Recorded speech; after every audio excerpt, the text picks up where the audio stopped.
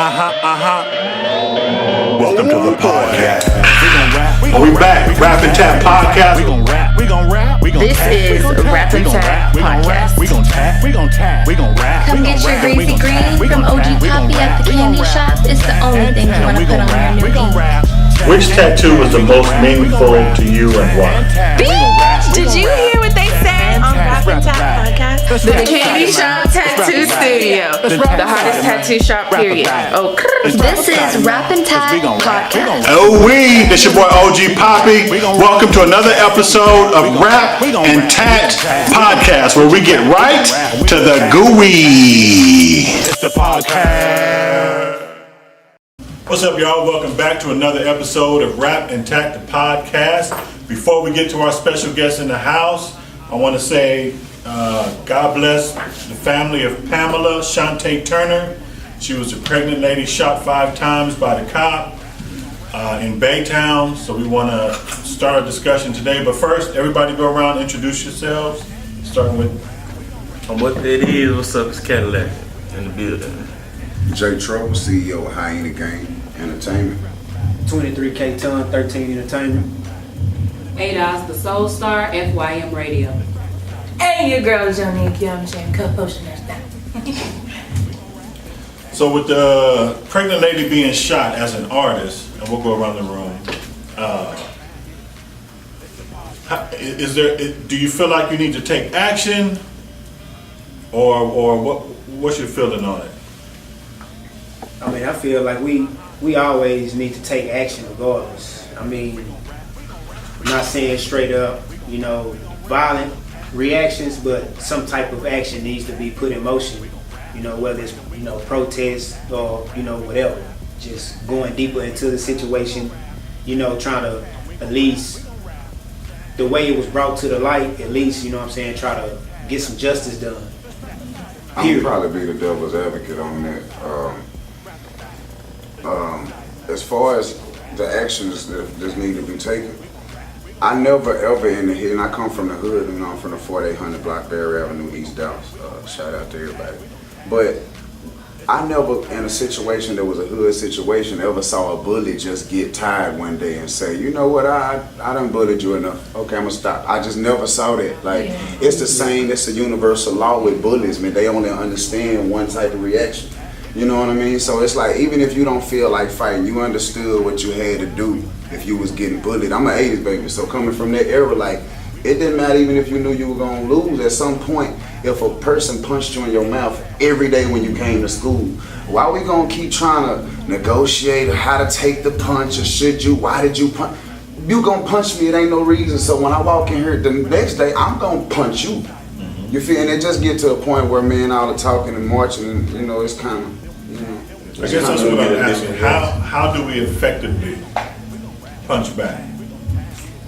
The sad thing, you guys are artists, and we each have our platforms. How do we start to, if we can't protect our women? right? I mean, you know what I'm saying? That's one of the situations I look at when it's like he's saying, when you come from the hood, you know what I'm saying? Like, you come home and your mama say what's wrong with you, your shirt torn, you say, well, I had a fight.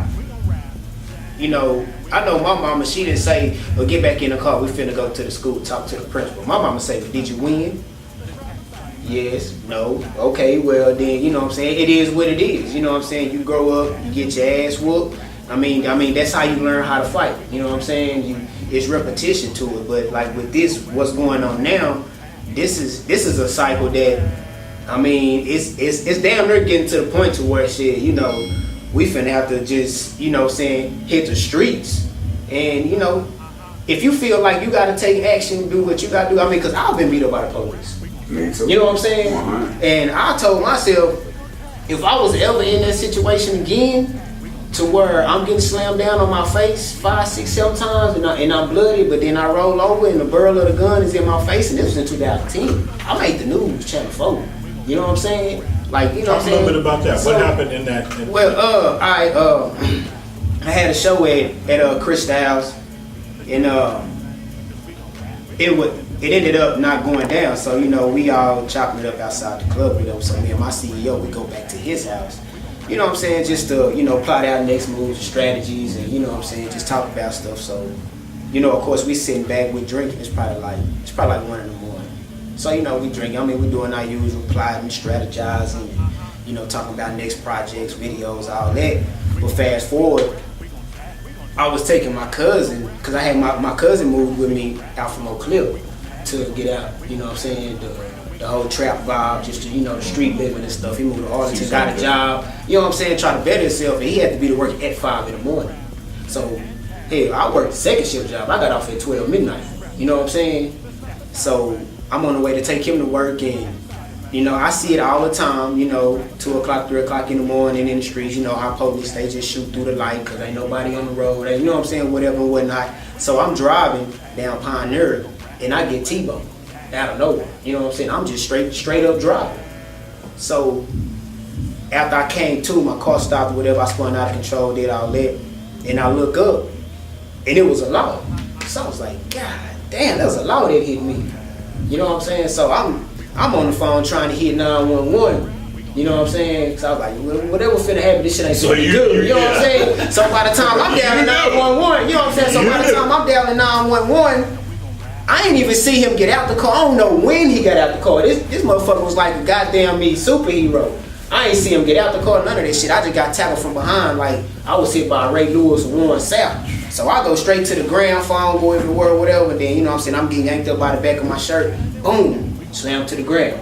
Shut the fuck up, you know what I'm saying? I'm like, oh, what the fuck, you know what I'm saying? Pick me up again. Boom, slam me to the ground again. Not just like on my chest, on my arms. I'm talking about chin. You know what I'm saying? All this shit scarred up, lip busted, nose busted, all that shit. You know what I'm saying? So after that happened about 5-6 times, you know what I'm saying? By that 4th time, I'm cussing now. I'm like, what the fuck? Oh, you always nigga. You know what I'm saying? I'm going off, you know what I'm saying? So when he rolled me over, I rolled over.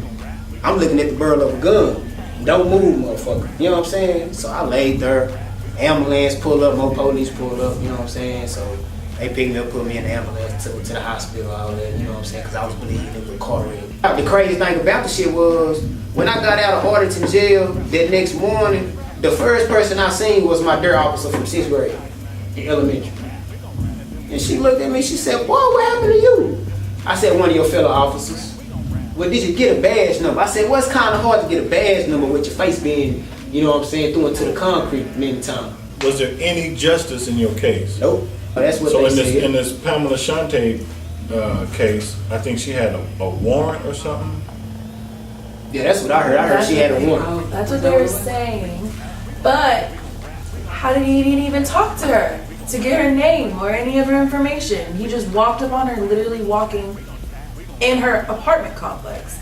So that's where this was? Yes, in her apartment complex. She was walking in her apartment complex.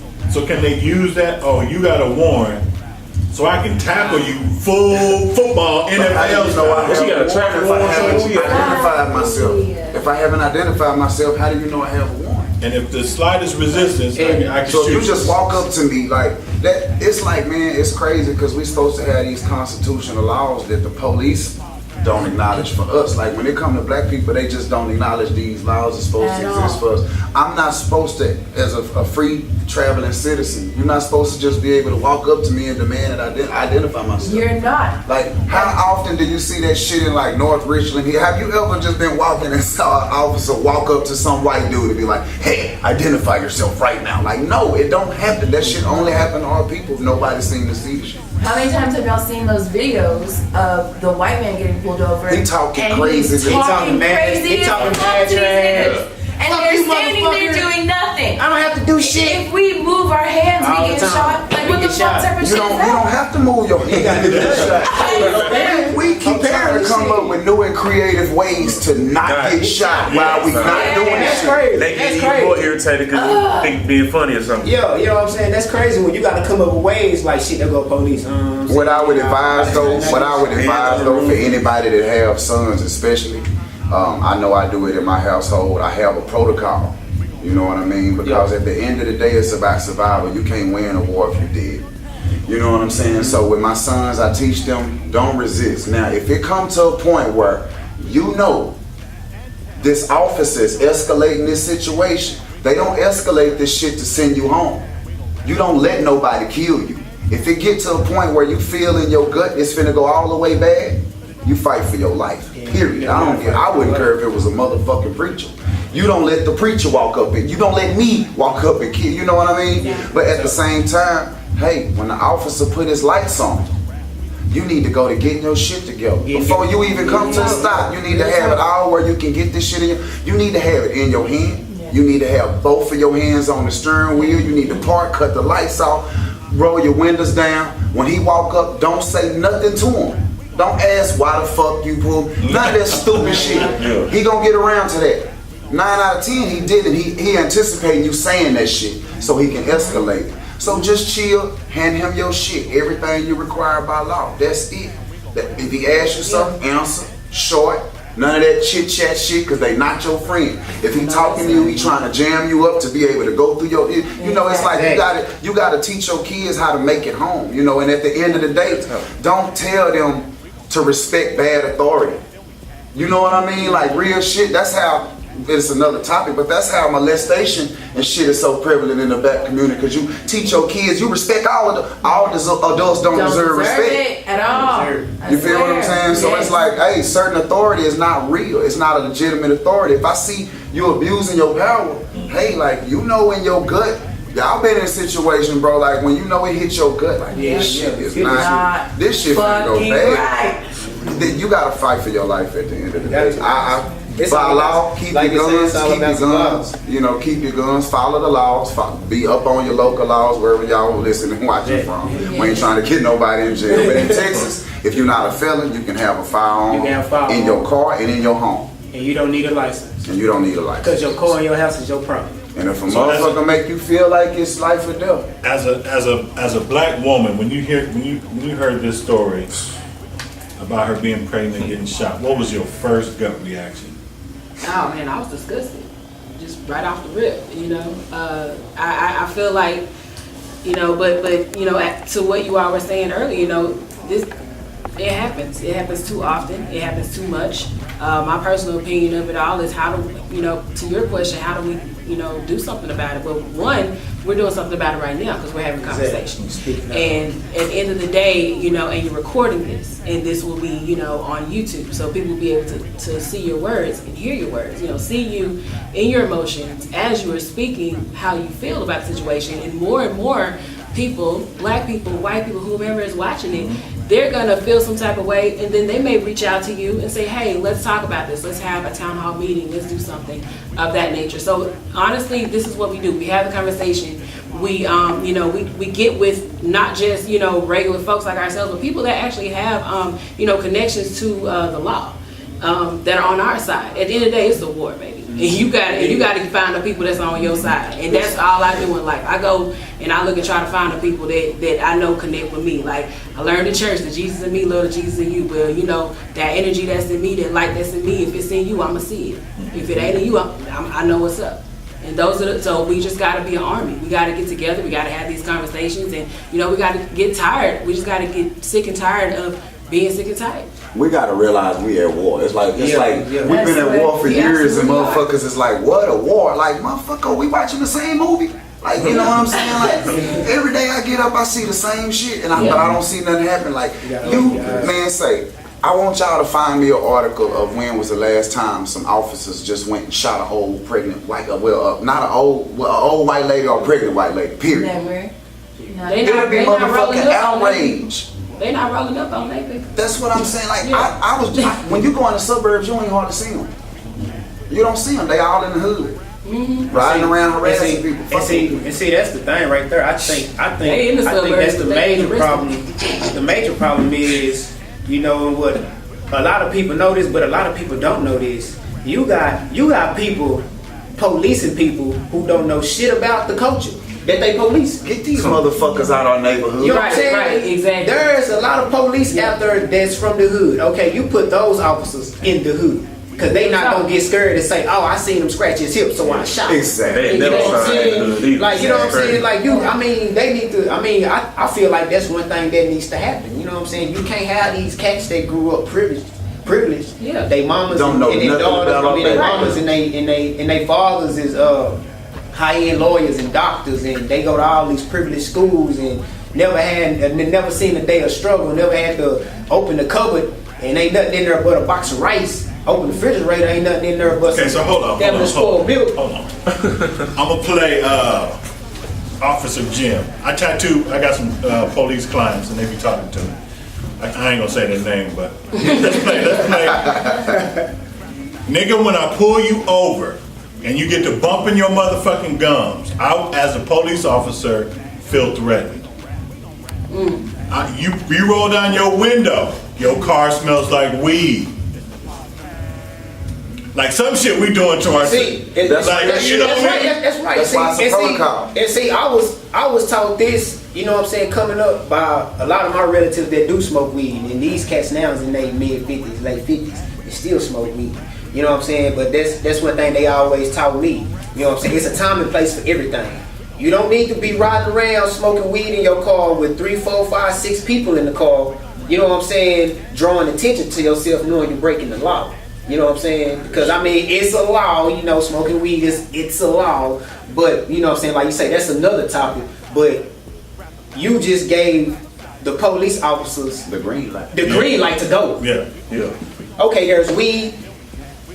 That's a drug. There's going to be guns. There's going to be more drugs. You know what I'm saying? It's going to be something. And for the record, y'all, the gun in your car is legal, but if you have weed with the gun, it's not legal, and they'll take your guns. I went through that recently. Ain't enough youngsters it ain't enough people like you running around giving the youngsters that they coming up without daddies. You know what I'm saying? Yeah. And when I move around in the city, man, I got a little influence in different parts of the city where the youngsters they still hear me out.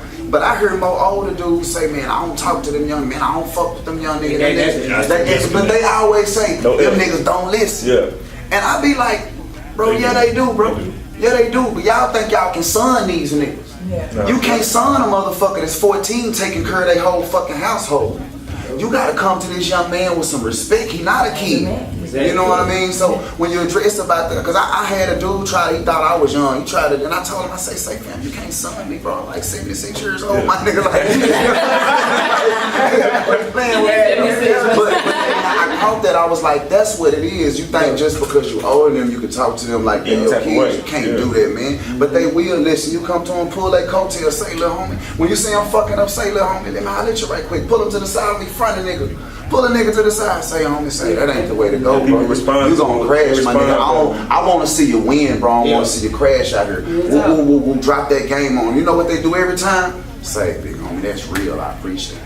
Yep. So they do listen, man. Y'all start talking to the young nigga, man. They looking for some guy. Do you take something like this shooting and kind of put those messages in your music? Or is it more, I have to sell this as a product, so I gotta keep it, I don't wanna say watered down, but you gotta do certain songs that you know will travel and compete with what's I'm in at the the age to market. where I be dropping gems in my stuff. That's what I'm saying. My music, you know what I'm saying? My content. As you get older, you get wiser. It's part of the game. Some people be ahead So of do the you look curve. at your earlier stuff like, now I'm writing way more. I hate listening to it. Yeah. I hate listening to it. That's crazy. That's bro. I mean, I think it's good, you know, as a rapper, you know, upcoming rapper, any rapper, period, in general. Like, it don't matter who you is. Like, everybody know what, for instance, everybody know what Lil Boosie been through, how he came up, what he do. But even though that was his background and the things he do now that he still put out there on his Instagram Live and Snapchat, but he still does come back and drop positive notes in his lyrics. He got those songs that he like, damn, I feel that. You know what I'm saying? Like for instance, like I grew up hard listening to Boosie in 07 and you know what I'm saying, 8, 9, and 10, 11. One thing like he always say respect your elders, believe me, you'll live long. You know what I'm saying? Yeah. So it's just like you little can take stuff that like gem that. Yeah, it just out of each of your music. So does that inspire you to keep dropping them gems, or are you more in the creative mode of I have to compete with what's in the market, what's out there now? Me personally, I go for what I know and I do me. I can't beat G. I can't beat Boosie. I can't be Slim Thug. You know, I can't be none of them cats. You know what I'm saying? I can look at what they doing and how they went from this level to this level to this level and say, okay, what did they do and what are they doing that I'm not doing? But I'ma never, like, you know what I'm saying, dumb my music down to fit into some dummy shit. You know what I'm saying? I'm better than that. You know what I'm saying? Like, I never dump myself down.